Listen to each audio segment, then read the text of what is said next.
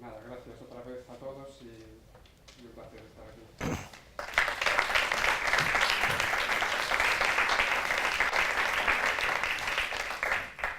Bueno, moi boas tardes, é un placer estar aquí. Escoitaseme ben, non? Sí. Graciñas a Diego Ventoso polo envite tanto a tocar como a falar un pouco da música en xeral no século pasado xa, en Estados Unidos, tendo en conta, bueno, que parte da miña experiencia profesional, docente tamén, a desenrolei neste país. A verdade é que un tema paisoante. O malo é que un tema, digamos, tan amplo que, bueno, que córrese o risco de caer sempre no subxectivo, no falar daquelo ao que un lle gusta. Pero creo que o bo de falar do que a un lle gusta é que pode transmitirse con máis autenticidade aquelo no que un cree, no fondo. Falar da música, digamos, o título da conferencia Novas e Vellas Fronteiras, un pouco este trasvase que existiu musicalmente entre Estados Unidos e Europa no século pasado. Eu creo que a sociedade estadounidense e a música que ali se desenrolou é un espello moi bo do que sucedeu en realidade en todo o século pasado. En primeiro lugar, podemos falar como de diferentes oleadas de compositores europeos que foron chegando paulatinamente a Estados Unidos e que fixeron que a historia do vello e do novo continente foran man a man. Pois, por exemplo, xa nas primeiras décadas, cando o cine aparece, o cinema aparece, realmente é o que sustitúe como espectáculo de masas a ópera. Entón, xa empezamos con unha primeira oleada de compositores que chegan a California e que moitos deles triunfaran na ópera, fundamentalmente no ámbito xermánico, pois eu que sei, Korngold, Kurt Weill, aunque el, móvese máis cara a Broadway.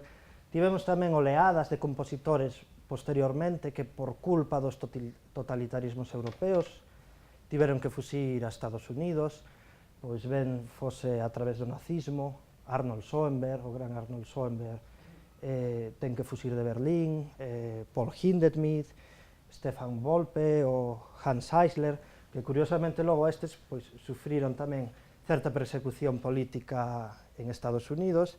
E por último, xa, digamos, avanzando décadas, poderíamos falar xa dunha migración cultural. Hoxe, por exemplo, unha das pezas do concerto é dun finés de Raut Tabara. Raut Tabara, sendo un rapaz, obtivo unha beca para estudiar en Juilliard, onde, xa falarei un pouco delo tamén, coincidiu con outros tantos emigrados culturais, por así decilo, que chegaban de Europa.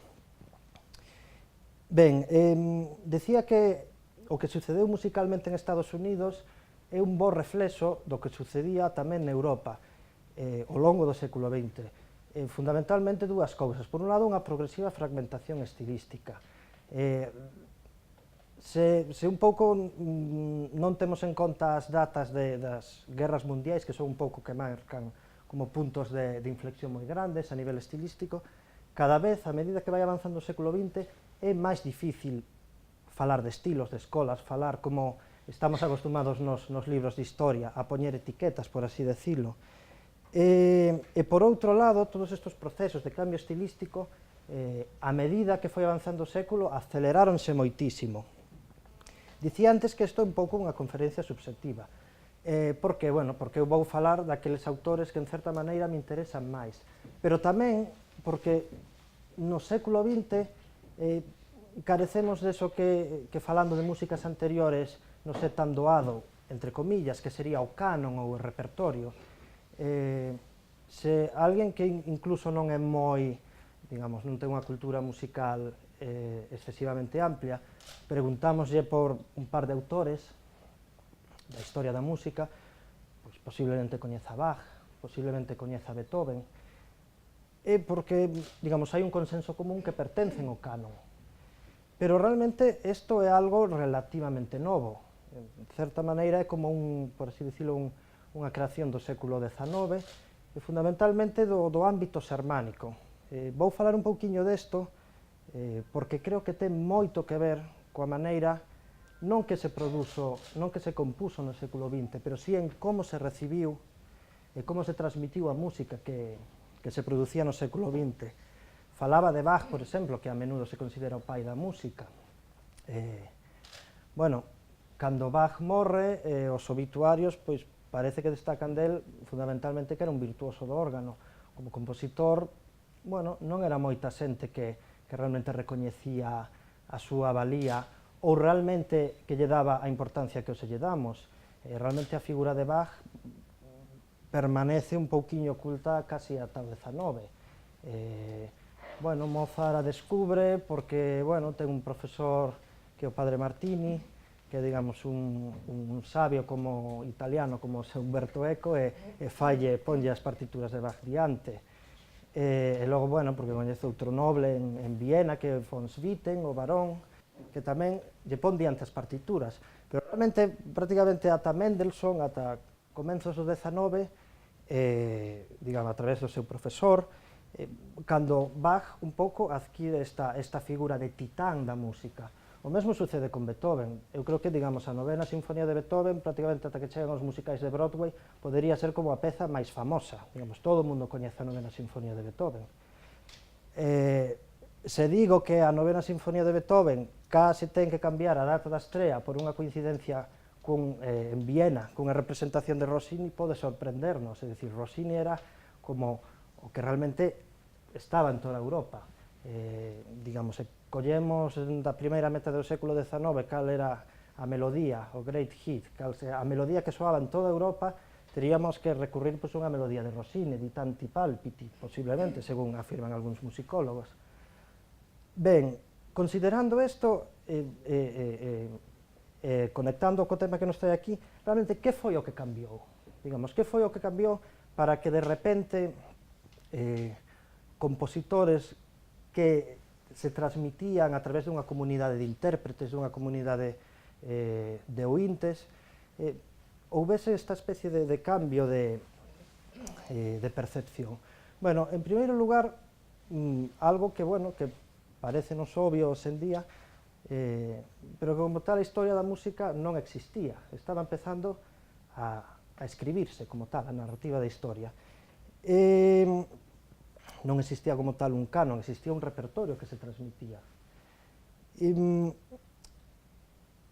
Como empeza a escribirse esta historia? Bueno, primeiro empeza a escribirse fundamentalmente dende o ámbito xermánico, ainda que non existira Alemania, pero bebendo moito, sobre todo os digamos, pensadores que máis influencia tiveron, da filosofía de Hegel. Non quero meterme aquí con moitos berenxenais de Hegel, porque tampouco son experto en filosofía, pero a idea fundamental era que a música, igual que a historia, que igual que a sociedade, formaba parte dunha línea evolutiva, digamos, imos avanzando cara, bueno, pues, o que Hegel chamaba conciencia da liberdade. Entón, empeza a impoñerse esta idea de progreso, digamos, as grandes obras son aqueles que aportan como unha revolución, aquelas que aportan, digamos, realmente un cambio moi notable, digamos, na propia técnica da música. É dicir, ver a historia da música como algo evolutivo. É dicir, chamar a Bach o pai da música non é solamente dicir Bach é un gran compositor. Quere dicir que o que viña antes de él, pois os grandes polifonistas italianos, os grandes operistas italianos, incluso os polifonistas neerlandeses, digamos, todo eso era como unha preparación ata que chegou, digamos, a que chegou a figura de Bach, que foi capaz de acrisolar todo aquelo. Que unha ópera de Rossini representárase en toda Europa e que todo o público coñecese esa ópera, non quería decir que eso fora unha obra realmente significativa para a historia. Posiblemente as últimas obras de Beethoven, que durante moitos anos permaneceron oscuras, incluso unha das últimas sonatas de piano, que tardou anos en estrearse, os últimos cuartetos, que son fantásticos, pero realmente son obras como moi densas, iban a ser realmente obras mestras porque supuñan un cambio cualitativo, digamos, un cambio realmente tremendo técnicamente respecto ao que pasara antes. Hai un musicólogo que a mí me gusta moito, Maynard Salomon, que por certo ten unha biografía sobre Beethoven estupenda, que recomendo, que dixo unha frase, precisamente referíndose a un dos compositores americanos, que falarei despois, que resume moi ben este pensamento, que sería confundir o Panteón coa oficina de patentes. É dicir, se unha obra non aportaba algo novo, como tal, non tiña un lugar na historia. É un pouco que se chamou eso, como unha explicación formalista. Teño aquí, digamos, unha definición non tomada dun musicólogo, senón dun crítico de pintura do século XX, que nos anos 50 realmente era o gran pope de Estados Unidos, Greenberg, que decía que obra de arte é equivalente ao seu contido. Nada máis aló dos propios sonidos, bueno, el falaba das propias condicións do cadro, require descripción. Claro, esta idea é un pouquiño peligrosa, levada ao extremo, porque introduce tamén unha idea que pouco a pouco vai tomando forza na música do século XX, que a idea da autonomía da música. É dicir, se a música ten a súa importancia vendo dos progresos técnicos que as propias obras van desenrolando, ao final casi non fai falla un auditorio que escoite. Faise un paralelismo coa ciencia, por exemplo. A física cuántica é, digamos, un avance sobre a física de Newton. Pois a anestesia é un avance respecto ao cloroformo. Da igual que non o coñezamos, digamos, ese avance está aí. Un pouco esta idea do XIX era igual. Da igual que non coñezamos a Wagner, a súa armonía é digamos, un grado superior que Beethoven e Bach. Os compositores anteriores, por exemplo, algún gran polifonista do século XVI, Gesualdo da Venosa, non é difícil atopar libros de historia da música onde a importancia de Gesualdo da Venosa, que é un compositor fantástico, ben dada precisamente por ser como un precursor, como un profeta de Wagner.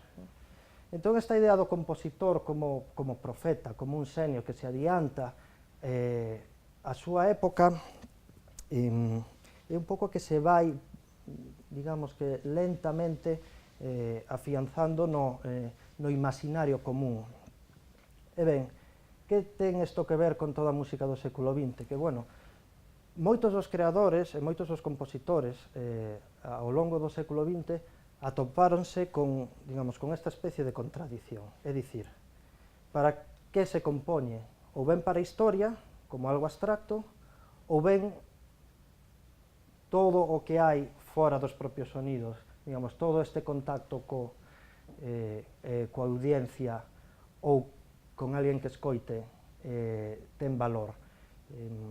Hai outro musicólogo que hoxe en día, digamos, é un pouco de referencia en Estados Unidos, Richard Taruskin, que fala un pouco da idea da poética, é dicir, a preocupación dos compositores por como está construída unha obra, non que elementos pon en relación co que está escoitando, senón precisamente como está construída. Por poñer un exemplo máis concreto, eu tiven a sorte de estudiar co meu mestre, era un catalán, Leonardo Balada, que estudiou en Nova York, precisamente ano arriba, ano abaixo, que o segundo autor que teremos no concerto, Raúl Tavara. Os seus mestres foron os mesmos, Persichetti, que igual a xente coñece se alguén estudiou no conservatorio polos libros de armonía, Aaron Copland, etc. E realmente, naquel momento, digamos, os conservatorios e as universidades estadounidenses, onde tamén se imparte música, a maior preocupación era, digamos, preservar a pureza da técnica serial. Digamos, que é isto da técnica serial? Bueno, pois é un proceso únicamente que se pode explicar a nivel teórico, digamos, é ordenar os 12 sonidos que conforman a escala, de maneira que ningún se repita antes de que se agoten os 12, por así dicilo. Por que traio a colación este exemplo? Porque hai obras maravillosas, e despois mencionarei algunha, por exemplo, outro autor destos anos, xusto despois da Segunda Guerra Mundial, Milton Babbitt, que ten unhas obras fantásticas, serialistas, el emperrábase en explicalas de maneira técnicamente, de maneira puramente técnica, a pesar de que estas obras trataban temas, por exemplo, Filomel, que é unha das primeiras obras escritas con electrónica, fala dunha das metamorfosis de Ovidio a través de un texto do poeta John Hollander, americano, onde se fala de a violencia contra unha muller, que se converte nun pasaro despois de ser violada, etc., etc., pero el, digamos, era como moi reticente a falar destes aspectos puramente emocionais. O mesmo que ocurrirá, por exemplo, coa primeira autor, Ruth Crawford Seeger, a Diaphonic Suite, a suite diafónica número 2, que realmente tamén ela tiña como esta intención explícita de explicar esta obra únicamente por procedementos técnicos, neste caso unha especie de contrapunto renacentista saturado de disonancias. Claro, cando escoitemos esa obra, o que vamos ver é, digamos, como unha brillantez, unha violencia, unha especie de música incontenida, de moito dinamismo, pero eses aspectos, de alguna maneira, como decía o crítico pictórico Clement Greenberg, non deben explicarse, porque a peza ten que explicarse únicamente a través da música. Falaba de Bach como pai da música, aínda que me vou meter un segundiño na próxima conferencia de Pablo Sánchez, se me permites, vou falar, el va a falar de, digamos, o nacemento da música clásica en América, se non me equivoco, en Estados Unidos, do que a veces se considera o pai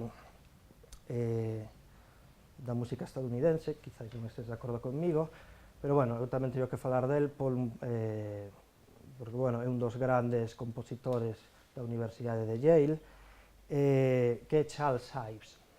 Bueno, Charles Ives, que é un compositor que naceu no 19, por que se lle considera, digamos, un dos fundadores da música estadounidense? Bueno, primeiro, a súa música, se escoitamos a súa música, está trufada de un montón de elementos que poderíamos considerar auténticamente americanos. E que quero dicir con eso?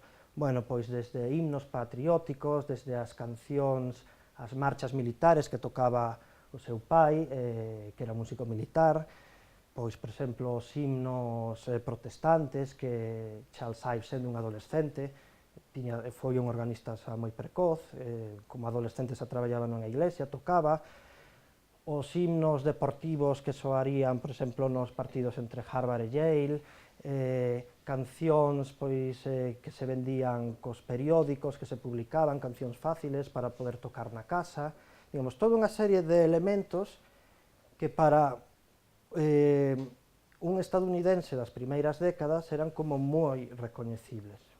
Outra historia, bueno, estes elementos eran de América Blanca ou había outros elementos por aí en subterfuxios, pero esa é outra historia. Ben, entón, por un lado, temos este núcleo, este sustrato de cancións, de melodías que pertenecerían ao acervo do país como tal. Pero, por outro lado, en Ives temos unha especie de vena creativa realmente asombrosa. Digamos, os procesos técnicos que ele estaba desarrollando, os procesos compositivos, son realmente fascinantes, sobre todo se comparamos nas primeiras décadas do século XX o que sucedía tamén en Europa. Eu que sei, unha obra como Three Places in New England, 3 lugares en obra en Inglaterra, onde realmente a superposición de estratos rítmicos que fai é realmente un exercicio de virtuosismo mental tremendo, de virtuosismo cerebral, diríamos un tour de force. Curiosamente, para os musicólogos, ata hai moi pouco, a reputación de Ives como fundador da música americana non viña tanto por ese acervo de músicas que calquero inte coñecería, senón por esta, digamos, esta faceta como creador técnico, como creador puramente técnico, como innovador do propio estilo musical, ou quitar a palabra, máis que do estilo musical, dos propios procedementos musicais. Igual, Ives, igual que Ives, unha das que, bueno, non vou decir protegidas, pero sí auspiciadas por Charles Ives, que é a primeira compositora que temos no, como falei antes no programa, que é Ruth Crawford Seeger. Ruth Crawford Seeger perteneceu a un grupo que lle chamaban o grupo ultramoderno de compositores, bueno, hai como diferentes nombres. O curioso é que Ruth Crawford Seeger, con outros como Henry Cowell, Ives en certa maneira na sombra, porque Ives, bueno, a súa vida é apaixoante, pero realmente el nunca se adicou profesionalmente á música, se é certo que tivo como corredor de seguros moita sona, o cal lle permitiu apoiar económicamente os seus contemporáneos, pero unha serie de compositores formaron o que lle chamaban unha liga de compositores nos anos 20 que precisamente estaba baseada nunha sociedade que se creara en Viena, que era creada por Arnold Schoenberg. Arnold Schoenberg, que todavía non tivera a desgracia de emigrar por ser xudeu da Alemania nazi, pero Schoenberg creara en Viena o que lle chamaban a Sociedade Privada de Concertos, que é algo moi significativo no século XX, porque era unha sociedade, digamos, cun forte componente de patrocinio privado, de mecenazgo, adicada únicamente a estrea e a programación de obras novas, obras de música nova. Os aplausos estaban prohibidos, os críticos estaban, por suposto, prohibidos, e moitas veces as obras se repetían varias veces. Era únicamente a idea de ter unha especie de ambiente aséptico onde poder presentar música independentemente da opinión do público. En certa maneira, como acabaron converténdose os festivais de música contemporánea e os departamentos de composición das universidades americanas na posguerra. Ben, entón, falaba eso de Ruth Crawford Seeger dentro deste grupo de Liga de Compositores que, en certa maneira, o que pretenden é emular a esta sociedade privada de concertos de Arnold Schoenberg. Ben, Ives non participa aí, pero si ten o seu apoio económico, e outro compositor que podemos ligar a Ives é o terceiro, se non me equivoco, unha obra fantástica para fagot que vai tocar Alex, que é Elliot Carter. Elliot Carter, un lonxevo que, se non me equivoco, ainda faleceu ano pasado, con 103 anos, ou hai dous, non me lembro. Bueno, Elliot Carter, o seu mentor, non vou dicir mestre, pero o seu mentor foi precisamente Charles Ives. Elliot Carter, bueno, pois tamén, facendo un paréntesis, nos serve, estudiou nos anos 30, na Universidade de Harvard, e logo marchouse a estudiar a Francia. Curioso isto porque, digamos, prácticamente hasta os anos 20, 30, en Estados Unidos, o país de referencia para estudiar, para formarse, era Alemania, digamos, toda a tradición xermánica. Pensamos en Ives, o seu mestre de Ives era Horacio Parker. Horacio Parker foi o primeiro catedrático de música da Universidade de Yale, e Horacio Parker, bueno, formouse como organista, como compositor, non lembro agora as cidades de Alemania, pero, bueno, digamos, a súa pátina, parte do seu prestixio viña de estudiar en Alemania. A partir da época de Elliot Carter, anos 20, ese foco pásase cara a Francia. Falamos de músicos como Leonard Bernstein, como Aaron Copland, como Stravinsky por outros motivos.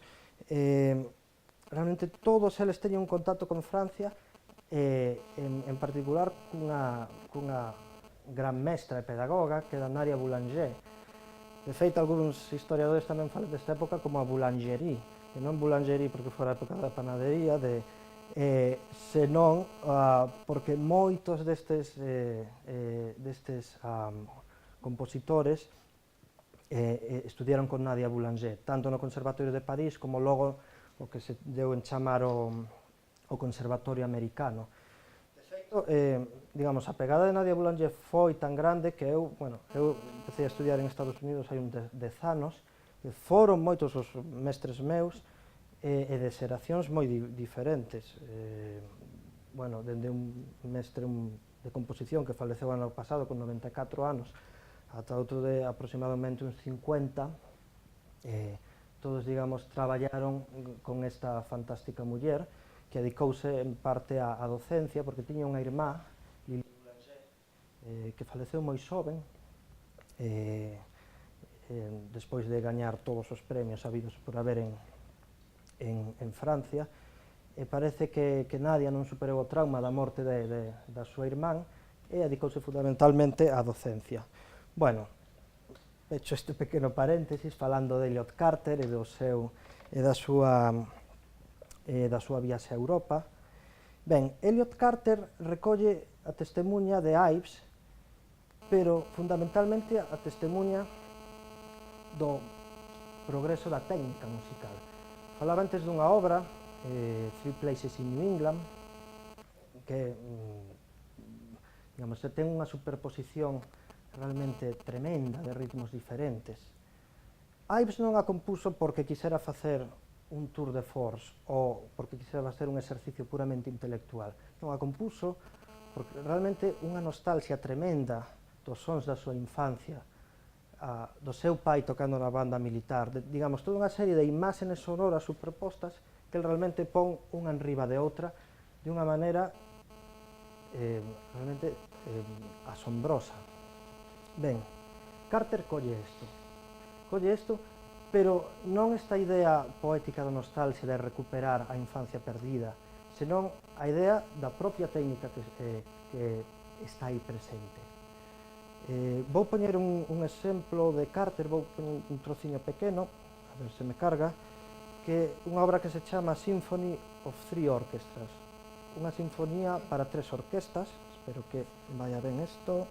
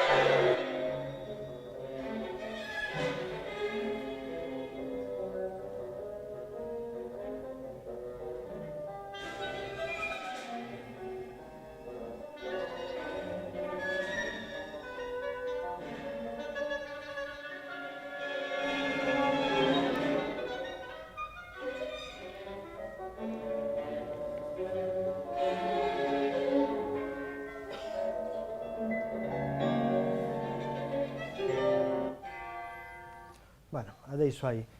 Ben, realmente esta obra ten unha escritura moi complexa, porque basicamente o proceso que hai detrás son 3 orquestas diferentes, cada orquesta ten o seu tempo, a súa velocidade diferente, os seus motivos melódicos diferentes, os seus motivos rítmicos diferentes, os seus motivos armónicos diferentes.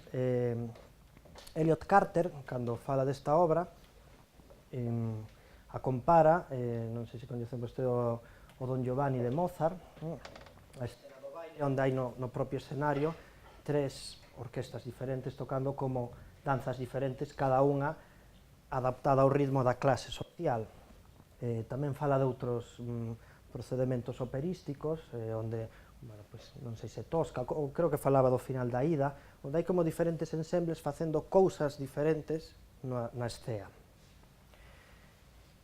Realmente a maioría das análises que atopei desta obra pois son realmente moi falan únicamente deste aspecto puramente técnico, como ser capaz de simultanear estas tres realidades tan diferentes.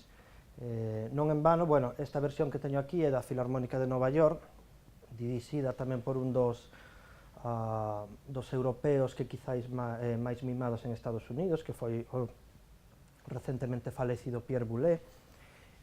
O curioso desta obra é que, a pesar de todo este armazón intelectual, toda esta parte inicial que escoitamos, tan poética, este solo de trompeta tremendamente difícil, pero ao mesmo momento tan cálido, reflexa unha imaxe poética de unha poesía de Hart Crane, que como a imaxe dun pasaro, creo que unha gaivota, revoloteando nunha mañán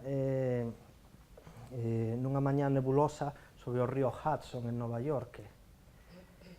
Cal foi o problema? Que moitos dos musicólogos negábanse a ver esta imaxe.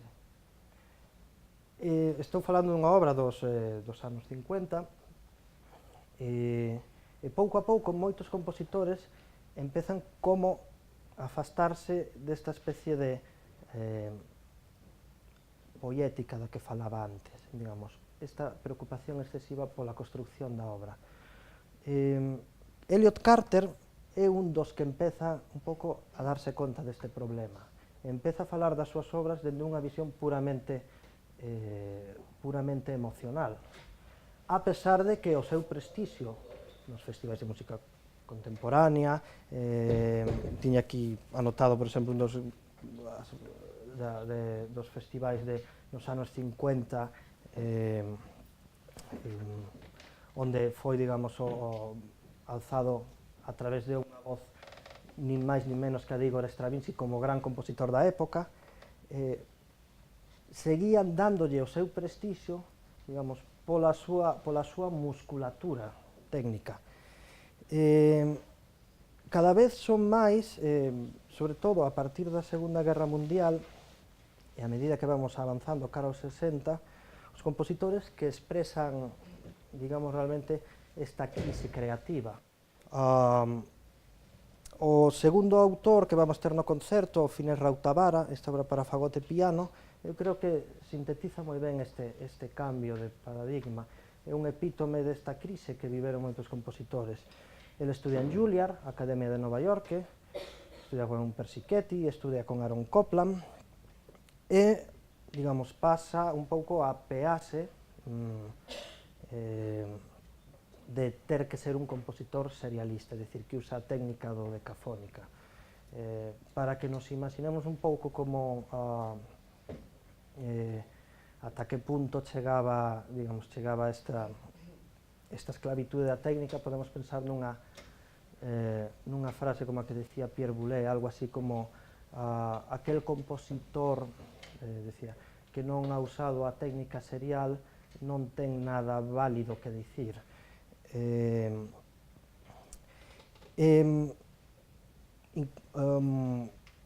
Nesta mesma xeración é curioso, porque entre os outros compañeros de Juilliard que tiña ali, están algúns dos minimalistas, como pode ser Philip Glass, quizá músicos hoxe dunha gran popularidade, que tamén, inda que non o creamos, eran serialistas estrictos. Se collemos a obra de Rautavaara que imos tocar, Alex,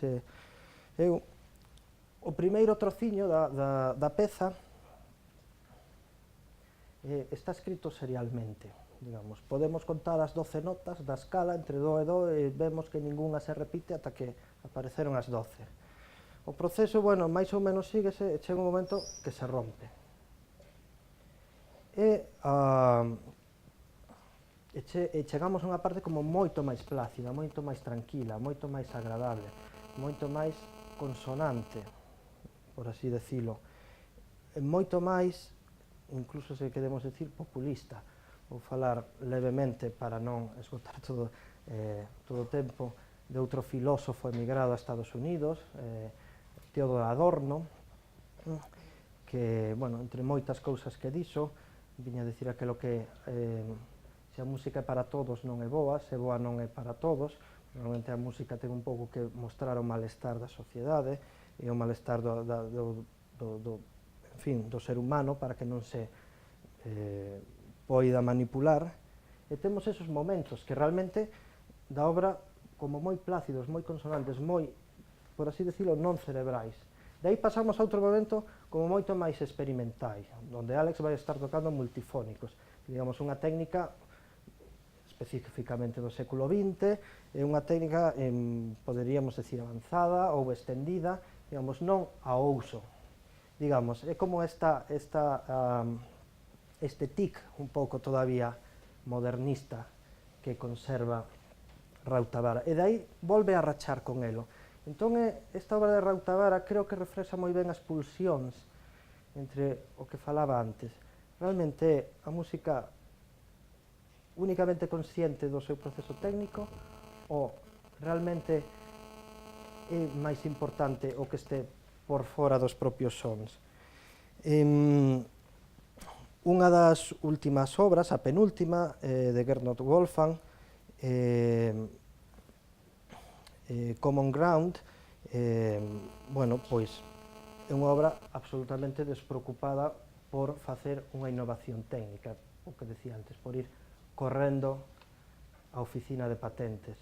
De feito, dende a perspectiva adorniana de Teodoro Adorno, do que falei antes, cometería un dos grandes pecados do mundo, que sería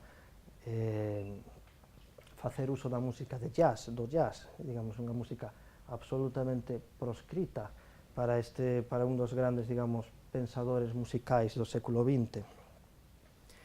E por último, bueno, para non estender moito, quería chegar ao último autor, que é unha obra miña, non por falar de mí, pero sí un pouco por considerar en primeira persona o que vivín, comparando, digamos, un pouco a realidade actual en Estados Unidos e Europa.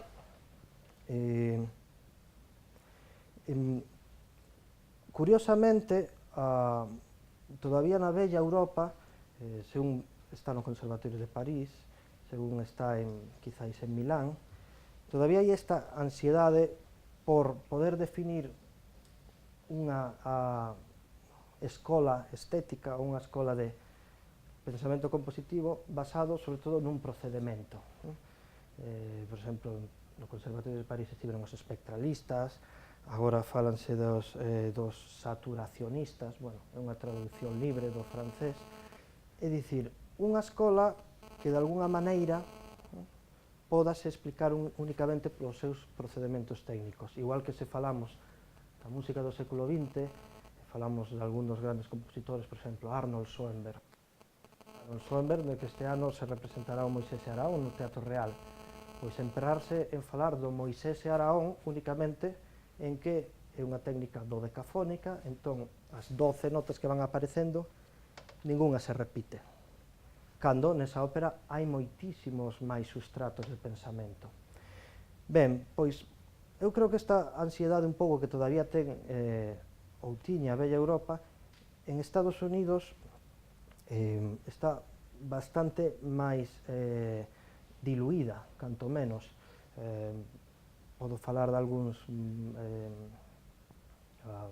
centros de estudios, pois, que máis ou menos coñezo, e o que me chamou a atención un pouco a disparidade estética que pode haber nunha mesma promoción dunha clase de composición.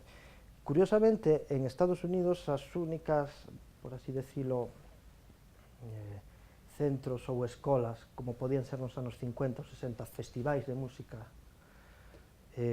ou departamentos no que unha idea técnica se impusera sobre o resto, son aqueles departamentos onde hai, digamos, un catedrático ou unha figura moi forte, digamos, seguindo o postmodernismo, co todo o estrano que eso podía ser, que pensei unha especie de eclecticismo musical. Entón, realmente, é como realmente unha mostra tremenda do que pode suceder alá no país. Quero dicir, eu cando traballaba con algúns dos meus mestres, por exemplo, Ezra Laderman, que foi un compositor que morreu, bueno, o ano pasado, con 90 e pico anos. Ele estudiara con Stefan Wolpe, un dos compositores emigrados do nazismo, dos que falei antes. Era moi indicativo como todos estes, como el, por exemplo, falaba desta crise creativa que tivo nun momento da súa vida, dicindo: por que estou tan preocupado por o proceso técnico? El dicía que el deixou de compoñer serialmente pois coincidindo coa morte de Kennedy, que foi un suceso que lle marcou tantísimo que fixolle cambiar o chip. Rochberg, outro gran compositor estadounidense, a morte unha enfermidade moi grave do seu fillo, foi o que lle fixo cambiar. De maneira que, un pouco pechando o círculo que abrí ao principio, o que poderíamos dicir que toda esta visión decimonónica do historicismo, da música como progreso técnico, alcanzou realmente unhas cotas desmedidas no século XX, en torno ao final da Segunda Guerra Mundial, ata que pouco a pouco acabou rachando dunha maneira realmente tremenda. Bueno, non quero estenderme máis, creo que o mellor é que pasemos a música e disfrutemos dela. Moitas gracias.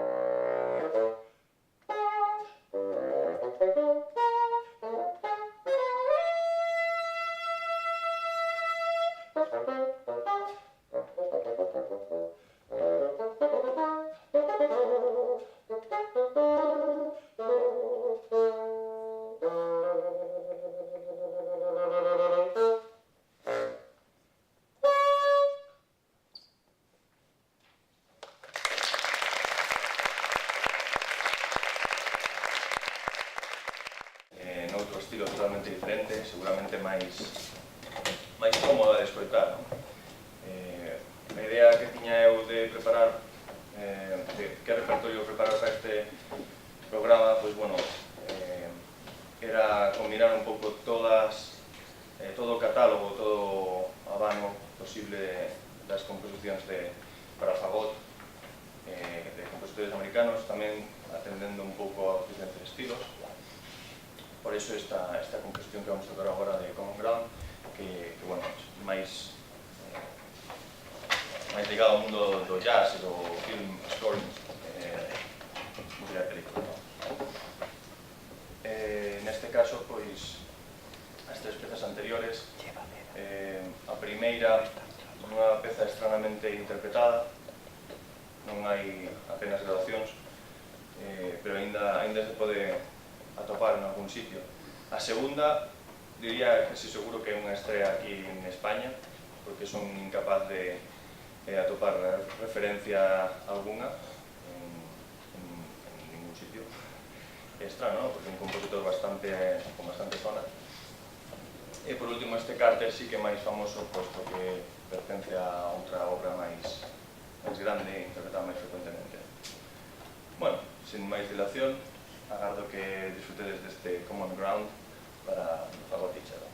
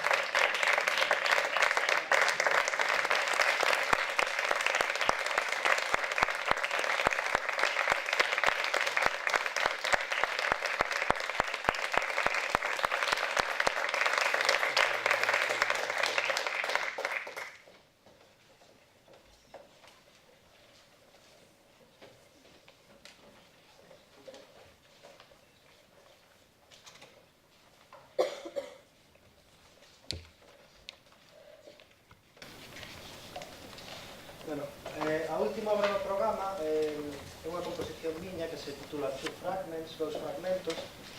É un encargo do trío Selén, que é un trío establecido en Estados Unidos. Originariamente esta foi unha obra escrita para clarinete baixo, violonchelo e piano. Para este concerto fixe unha transcripción sustituindo o clarinete baixo polo fagot. De feito, un dos retos foi un pouco preservar digamos, a unidade tímbrica que tiña o ensemble original. O timbre baixo do clarinete, esa parte grave, realmente fúndese moi ben co chelo.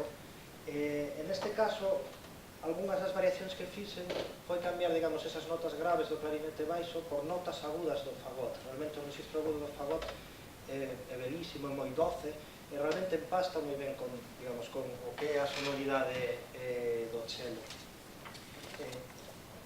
Two Fragments, dos fragmentos, obviamente, bueno, fai referencia a que a peza está dividida en dous seccións, pero tamén un pouco fala da natureza fragmentaria da peza, particularmente do primeiro movimento, que realmente é como unha sucesión de fragmentos, como se foran casi cortes dunha película, a veces en editar, entre, digamos, puntos como máis violentos, máis asetados, sextos moi breves, pero realmente moi marcados tanto do chelo, como do fagot, como do piano.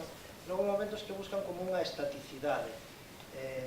Eu tomo a frase do compositor Giorgi Ligeti, do compositor húngaro, que dicía que en música non se pode repetir máis de 3 veces unha cousa. Cando se repite máis de 3 veces xa é como algo diferente unha repetición. Por exemplo, as sinfonías de Bruckner, que se repiten moito os elementos, e un pouco esta idea como de trance, como de tempo suspendido. Entón, o primeiro fragmento quería buscar esa relación entre unha situación, algo como un breve estado de ansiedade, e logo esta especie de calma, como tempo que se detén. O segundo fragmento é moito máis tranquilo. De feito, vai recorrendo por debaixo un pulso, unha especie como de pulsión rítmica, pero un pouquiño arrítmica. Como se fose, digamos, un pulso do corazón constante, pero que cada pouco vai brevemente movéndose. E sobre eso, tanto chelo como fagot móvense con moita liberdade. Esta especie de pulsión convértese no clima nunha especie de imaxe poética moi abstracta, do que serían unhas campás soando no piano. O que fixen, falando un poquinho de Carter, pois sería como coller diferentes acordes repetidos, machaconamente, pero cada un co seu ritmo, como realmente sucede cando están tocando varios campanarios a veces, cada un leva o seu propio ritmo, e crean esta especie de mosaico,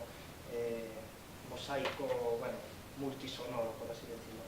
E o segundo fragmento realmente, despois deste clima, vai se desvanecendo, bueno, un pouco como o son das campanas que queda soando no horizonte, xa non se dá conta cando remata de soar ou está imaginando o que quedou soando. Así que, bueno, espero que disfruten. Gracias.